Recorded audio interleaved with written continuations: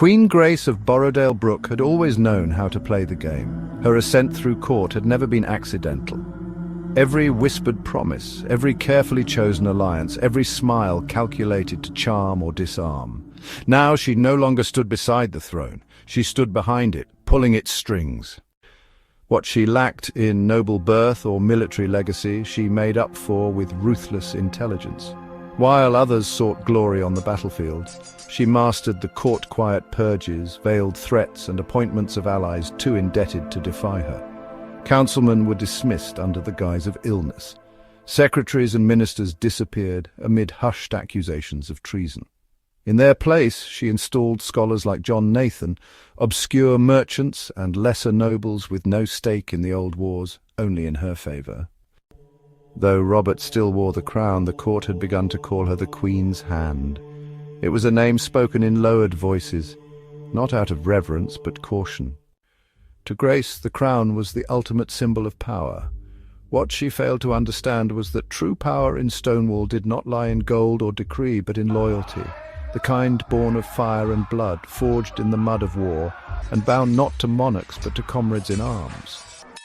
Her first critical misstep came during the annual Festival of the Gate, a celebration of Stonewall's liberation from tyranny held beneath the massive arch, where Lord Emmerson of Cape, the Gate's legendary warden, had once held off a 10-day siege.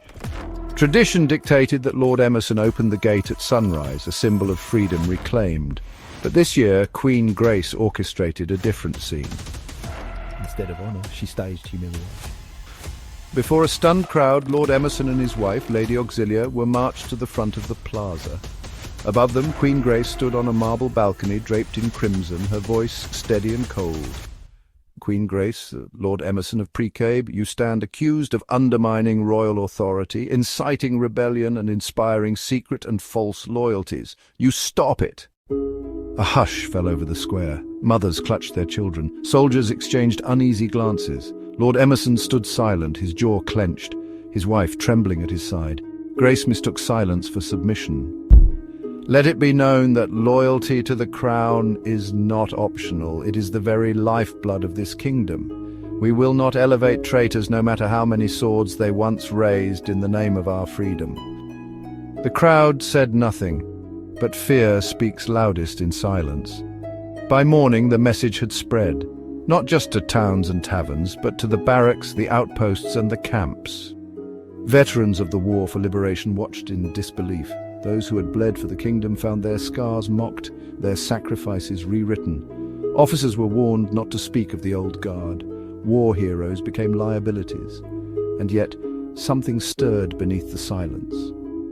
What Grace did not know, what she could not know, was that the military, though reshaped on parchment, was not hers. The ministers she purged had left behind protégés. The soldiers she humiliated had students, admirers, brothers in arms. Their loyalty could not be unlearned. It was not granted by decree. It had been earned, in trenches, in fire, in death. In the cold barracks, beyond the gates, in border camps and coastal watch posts, the whispers began. Did you hear what they did to Lord Emmerson? By royal order, Emerson's warden's cloak was stripped from his shoulders. The golden badge of Stonewall was torn from his chest and cast into the dirt. But those assigned to carry it out could not meet his eyes. In secret, with the aid of General Constantine's lieutenant, Sir Philip of Valerio, Lord Emmerson was spirited out of the kingdom.